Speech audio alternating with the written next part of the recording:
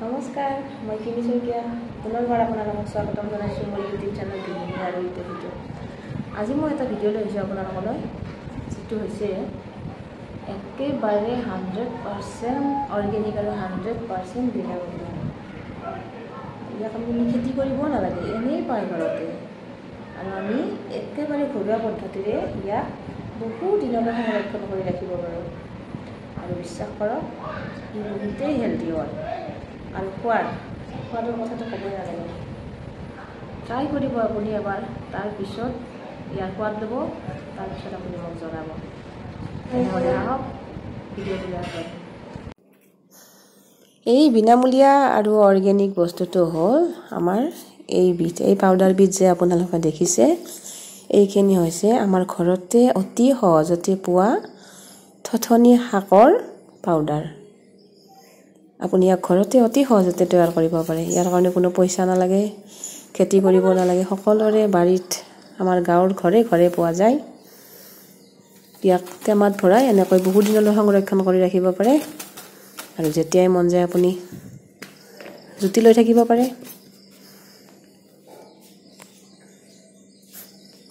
মই ইমানখিনি বনাইছিলোঁ আৰু ইয়াৰে এচামুচ লৈ এতিয়া আজি মই কণীৰ আঞ্জা বনাইছোঁ। আৰু এই কণীৰ আঞ্জাতে ইয়াৰে এচামুচ পাউডাৰ এইদৰে দি দিলোঁ। দেখিয়ে ভাল লাগে আঞ্জাখন, ইমান ধুনীয়া এটা ৰং হয় আৰু ইমান ধুনীয়া এটা আঞ্জাখনৰ গোন্ধ ওলায়। ইয়াৰ কাৰণে আমাক লাগিব এই থথনি শাক। মোৰ বাৰীত এইবাৰ ঢেৰ থথনি শাক হৈছে, এইবিলাক দেখিছেনে? এই থথনি শাকৰ পৰাহে আমি এই পাউডাৰবিধ তৈয়াৰ কৰিব পাৰিম। এইবিলাক খেতি কৰা নাই, এনেই হৈছে এনেকৈ। ইয়াৰে যিমানখিনি পাৰি মই তুলিলোঁ আৰু বাচিলোঁ আৰু ধুলোঁ। ধুই পেলাই মই এনেকৈ বহলকৈ ৰ'দত মেলি দিছোঁ। আজি ৰ'দটো বিৰাট চোকা ৰ'দ। এইখিনি আগতে মেলি দিয়া 4 দিনমান হ'ল, এনেকুৱা অৱস্থা হৈছে এইখিনিৰ। এনেকৈ 6-7 দিনমান শুকাব লাগিব। আৰু 6-7 দিনমান শুকোৱাৰ পিছত এই অৱস্থা পাব শাকখিনিয়ে। হাতেৰে মোহাৰি দিলেই গুড়ি হৈ যাব। ইয়াৰ পিছত আৰু বিশেষ কাম নাই। এনেকৈ মিক্সাৰ গ্ৰাইণ্ডাৰত ভৰাই লওক আৰু গ্ৰাইণ্ড কৰি ইয়াৰ পাউডাৰ বনাই লওক। গুড়া তৈয়াৰ হৈয়ে যাব। এনেকৈ মই মিক্সাৰ গ্ৰাইণ্ডাৰত দি দিছোঁ এবাৰ।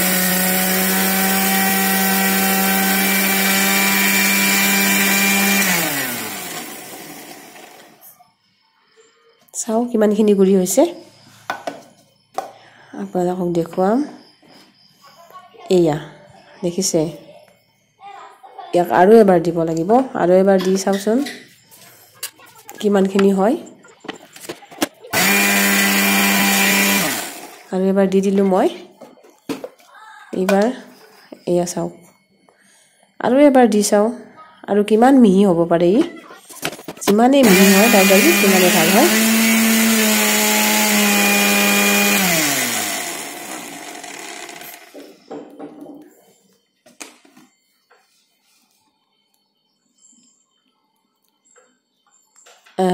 এইবাৰ হৈ গৈছে। এইয়া চাওক, এনেকৈ ওপৰলৈ যেতিয়া উৰি যাব আপোনালোকে গম পাব আপোনাৰ পাউডাৰ তৈয়াৰ হৈ গ'ল।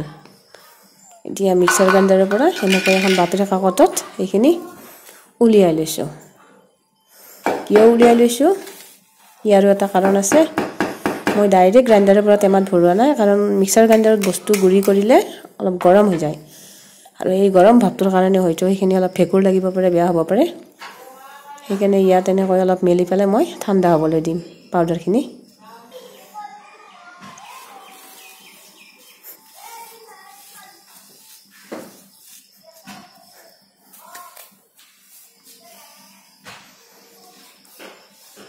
এইখিনি ঠাণ্ডা হৈছে।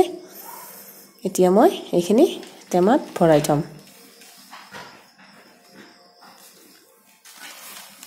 এনেকৈ বাতৰি কাকতত উলিয়াই লৈ টেমাত ভৰাবলৈ সহজ হয়। মই এইদৰে টেমাত বস্তু ভৰাওঁ, পাউডাৰ জাতীয় বস্তুবিলাক। আপোনালোকে কেনেকৈ ভৰাই জনাবচোন বাৰু কমেণ্ট কৰি।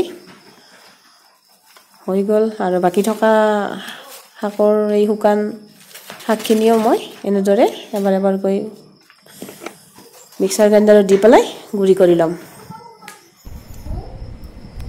যদি ভিডিঅ'টো চাই ভাল পালে এটা লাইক কৰিব, শ্বেয়াৰ কৰিব আৰু চেনেলটো ছাবস্ক্ৰাইব কৰি দিব।